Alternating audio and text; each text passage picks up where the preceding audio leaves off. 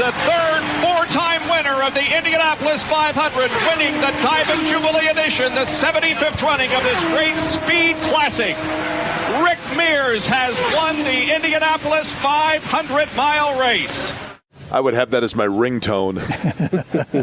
Rick Mears listening to Bob Lamey and the late, great Bob Jenkins on the call in 1991 when Rick Mears became, at that time, the third four-time winner of the Indianapolis 500-mile race, and a guy who he has helped an awful lot over the years. Elio Castroneves joins that group. But, Rick, first off, thanks so much for coming over, man. I appreciate it. Thank you very much for having me. Let's begin with this. And we'll get to, I know that most people know. I mean, you are obviously still involved with Roger Penske's team in a number of capacities. We'll get to that. But just this place, you are so synonymous with success here, and you kind of owned it. 4 of them in 12 years speaks for itself. But what is the sentiment or the emotion of Rick Mears still when you walk in here? Oh, it's, first of all, I never believed I'd ever be here. I didn't even think about being here. That was way out of my league. So, when I got the opportunity to start driving Indy cars and end up coming here, I had no idea that would ever happen. So it's almost been one of those fairy tale stories all the way through. But it's just, and now it's home away from home for as many years as we've been coming here. But it's just there's no other place like it.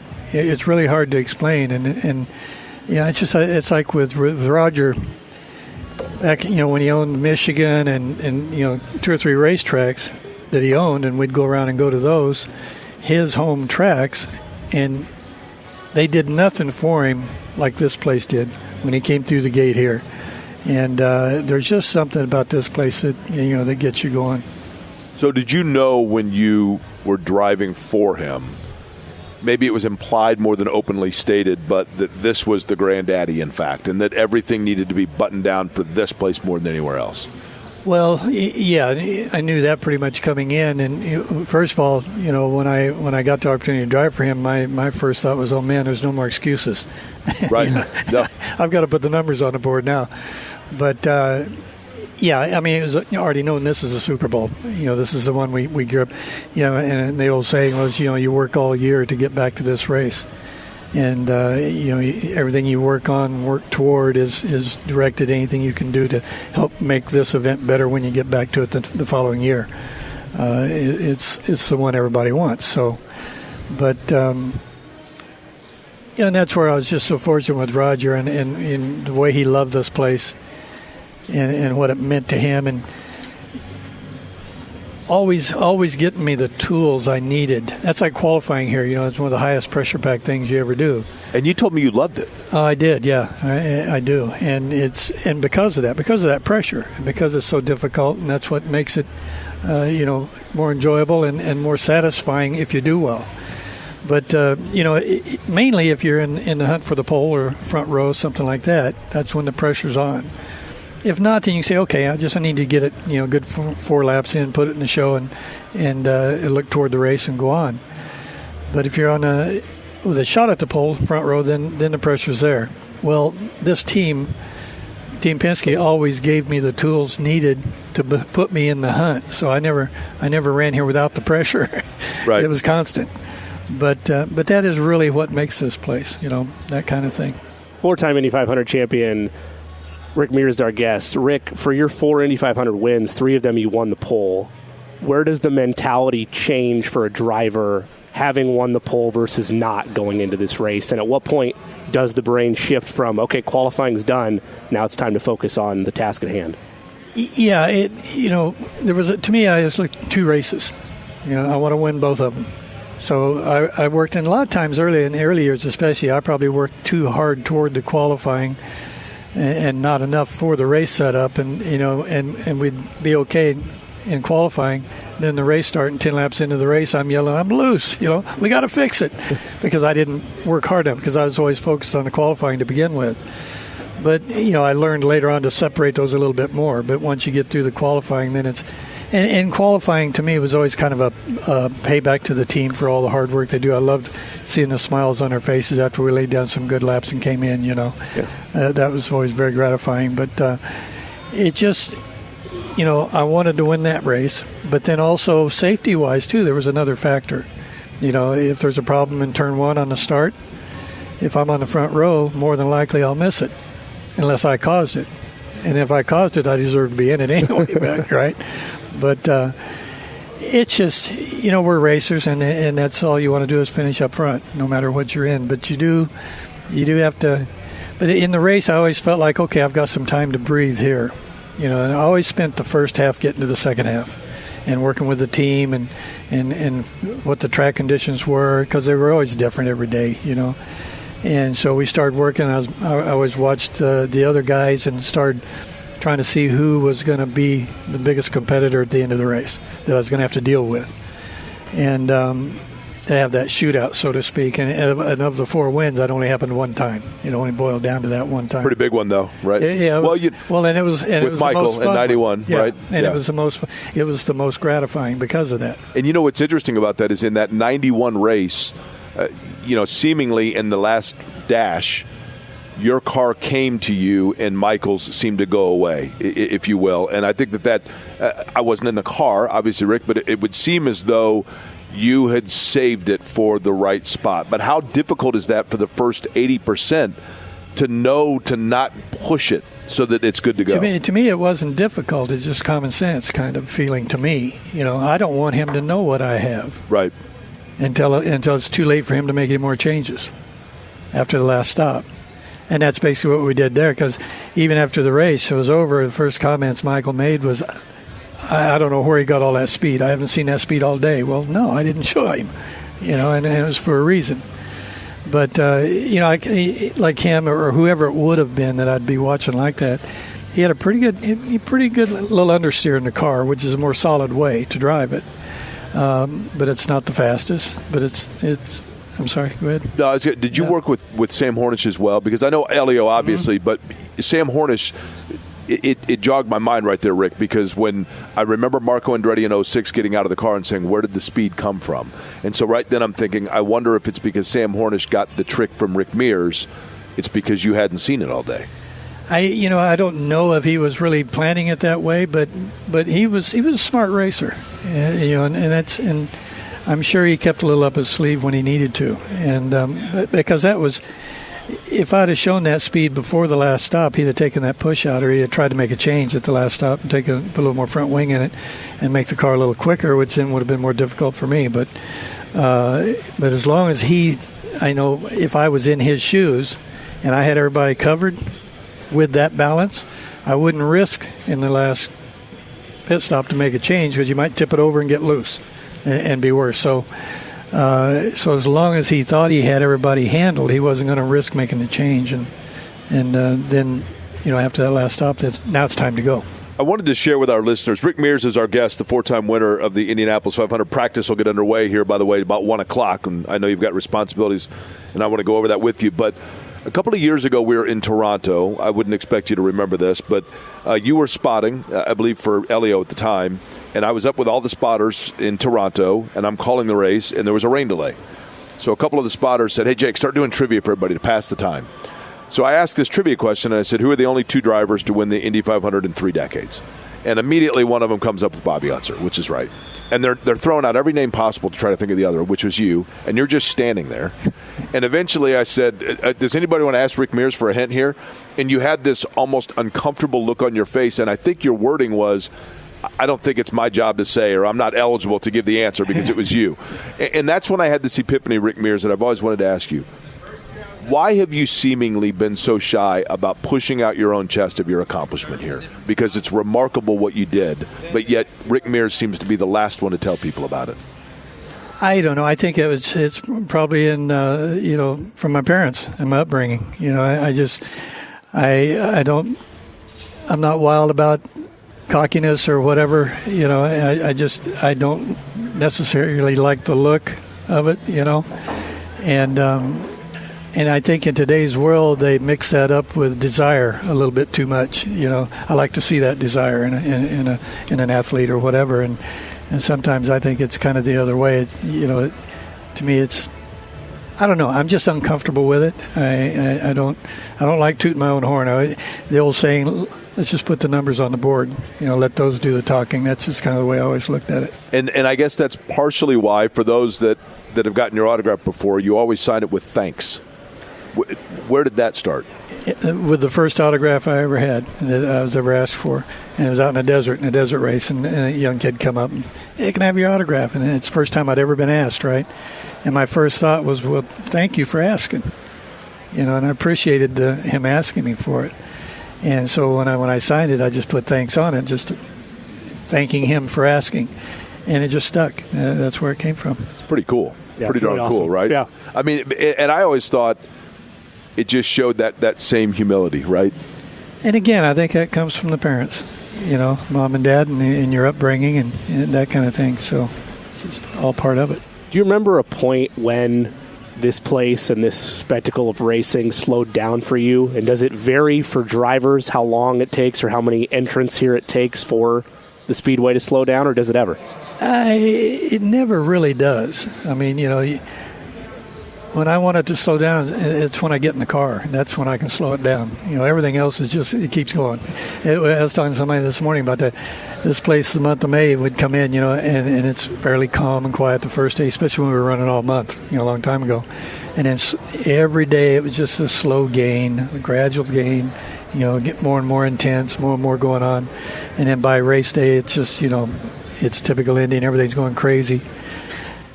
But the weird part was when the next day after the race, it's just like somebody pulled the plug and it just drops again. It's like depression, right? Yeah, you don't realize how much the gain is gained until it stops. And for me, and again, Rick Mears, by no means do I pretend in any way, shape, or form that broadcasting the race is the equivalent of driving it. Okay, let's not kid ourselves. But everything's relative. Well, people ask me a lot. They're like, so do you get nervous the night before the race? And I always say to them, no, the race is the fun part. By then, everything's done by then, and all the mayhem and the chaos is done. And now it's like I just put on now it's time to just do the job that I love doing, that I'm brought there to do. Is the same true for a driver? Pretty much. It really is, and it's like I said, I think my first race, I was bound determined. We qualified on the front row, and so all the media was, what's the rookie going to do? Is he going to make a mistake? Right. Is this going to happen? And I kept hearing that, and I thought, I made up my mind I was not going to make a mistake on the start of that race. So I decided I was going to stay back in the room, stay out of the hoopla, kind of keep things calm and quiet down. And I got over here to the track, and I went into the garage and kind of stayed in the garage and kept quiet. And so in all my calmness and coolness, trying to keep things quiet, I was late getting in the car. And then all of a sudden, I'm kind of late. There's your first mistake, right? Yeah, exactly. So I'm running to the car and I'm getting in, and I'm in a hurry, and I'm buckling my helmet. And I get the buckle wrong when I loop the helmet, the strap back through. And I miss going around one of the loops. But I was in a rush. And usually I'd give them a couple of tugs, And this one I was late, so I just pulled it once, and it cinched up, and I jumped in and got things buckled up. Well, 3 or 4 laps into the race, the window on the helmet starts raising. It's climbing up, and I'm stretching my neck trying to stay with it. Just trying to suck it off my helmet off my head. And I'm thinking, oh my God, my helmet strap came undone. My first race with Roger here, and I'm thinking, I hated to make that call. Guys, I forgot to buckle my helmet. And so I thought, I'm going to try to see if I can go a while and catch a yellow. So I kept going, and then after about 4 or 5 laps of it trying to pull off the top of my head and not being able to see, I thought, this is really dumb. And I guess I've got to make a call. So I finally got the nerve to get on the radio and say, guys, my helmet came undone. I got to come in. And I think Roger had to come in. Well, can you go any longer? I've already done that. Fortunately we got a yellow. The yellow came out the right time. We come in and got the bucklet and get going again. But no, getting in the car. Did they rib you about it at all? Did they say anything to you after the fact? No, they don't do that. But Roger loves telling the story, though. He made sure, right? Yeah. And of course, in that year, engine goes out. You finish 23rd, but then it was not long before success would come to you here.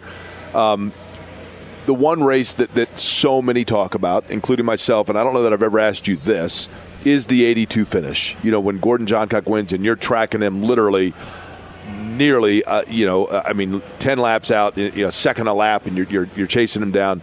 What's your relationship with Gordon Johncock? Do you guys talk much about that? Oh, yeah. Gordy and I have always gotten along very well. Yeah, we've always been good friends. And actually, I remember it crossed my mind during the race because Gordy and I went back and forth several times throughout the race, early on. And we seemed to have a little advantage on him. Every time, that we were around each other, I could, get a run and get by him. And but I remember thinking at one point, because I know he didn't really get to enjoy his win, his first win. Yeah, the 73 with the disaster in the rain and everything else. Yeah, and I knew that. But I remember during that race watching him, and I remember at one point thinking, if we can't, one of our guys can't get it done, then it would be nice if he did, if he could, just so he could see what it was really like, sure. the whole thing. And I remember that crossed my mind during the race, but then it boiled down to that battle at the end, and it was a lot of fun. It really was. I mean, at the end when I caught him and had to run at him, and I couldn't quite get by him, and he pulled back a little. It was into one, wasn't it? Yeah, into one. What had taken place there? I got blocked coming in the pits. Whoever was in front of me stopped in the fast lane instead of pulling over in the slow lane and then stopping, and there were no speed limits back then. But so he stopped in front of me, and I locked it up, and I actually hit him. But fortunately, I caught him just with the nose on the tire, and it didn't break a wing or something. But that added 2 or 3, 4 seconds to my stop. And then they had short filled on Gordy's car, yep. And we ended up. I didn't know it at the time. We ended up, filling the car up. And so when we got down to that shootout right at the end, and I finally caught him with coming to the white flag, I think. And I thought, okay, I might as well go now. Why wait? And so I got a good run at him off of 4, and got beside him as we crossed the line. And I think we were almost dead heat at the line. And then he pulled back. Well, he pulled back because he was empty. He was light on fuel. And that was the speed difference, and I hadn't seen that before out of him anytime we'd been together, which is why I didn't hesitate. Had I have known that, I would have reversed it and waited to check a flag. But because people would say, well, do you wish you'd have done something different? I said, no, because what I did for what I knew, I would exactly do the same thing again for what I knew. I wouldn't change it. Now, hindsight's always 20/20.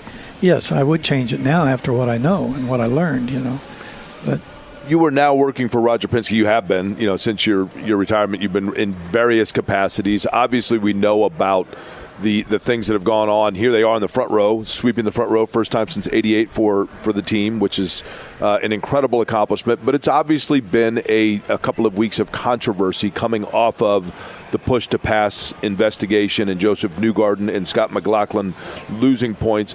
How difficult has it, that was in St. Pete at the beginning of the year, but how difficult has it been for the team, and what sort of resiliency did you witness? Well, there was a lot of noise there, and I didn't even know about it because I didn't go to the first races this year, so I didn't know anything about it until I saw it just like everybody else did, so I don't know a lot of detail about it other than I know Roger did an internal investigation and we looked at everything and there was no intent. And in that respect, he says, let's go forward. We got to keep going. So it was difficult for a lot of the guys. And it's just something that happened. And best way to deal with it is go forward and just keep your head down and do your job and go out and try to win the next race. So. And your role is what exactly for the team, and will it be on Sunday? I just kind of float around and help with whatever pops up that I might be able to help with, another set of eyes and ears to see what's going on. If they're not like sending you out for sandwiches, right? No. Although I'd do that too if that's what's necessary, right? Whatever it takes, right? But I just kind of I don't even know where I'm going to watch from yet. I may go up on top of the pagoda with Roger to start with and watch the first part of it, and then maybe migrate down to the garage. You want to come out in 3 and spot for me? No, too many steps these days for these legs. You were spotting up there in 3 for a number of years, right? It was a lot of fun. It was fun up there. I enjoyed it. I enjoyed the spotting, and it was great, seeing everybody out there every year and getting involved. But these days, that's a long climb. Getting a little way up there. Getting a little older these days. Way up there. But you know what? It was always fun to watch when you would climb the steps for spotting. I always knew when you were on your way, because that entire Northeast Vista in the grandstands, it was like the wave. Everybody would stand up to give the proper due, because if you're not going to recognize it, Rick Mears, the rest of the race fans are, and that is the greatness that is the 4-time winner. Thank you very much. I appreciate that. Well, we appreciate you coming by. Certainly enjoy it, right? And you guys are going to have, I think, a good day on Sunday. So far, so good. It should be. Right? It should be a fun race. I tell you, there are so many cars so close these days. It's going to be very interesting, I think. It's incredible. I mean, no question about it. When you look at the McLarens and you look at, obviously, and you never know what those Ganassi Hondas can do if they can work their way up. Absolutely. So, Rick, we appreciate it. Thank Enjoy you very it, all right? much for having me. Rick Mears, 1979, 1984, and that Pennzoil 1988 scheme, 1991, the 4-time winner of the Indianapolis 500.